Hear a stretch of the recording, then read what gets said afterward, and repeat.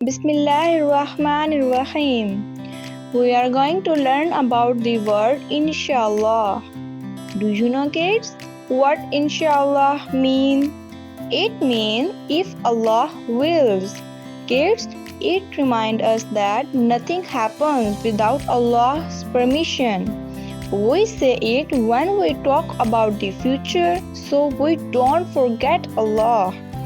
Kids, it makes us humble and thankful to Allah, saying Allah keeps our promise true, because only Allah can make it happen.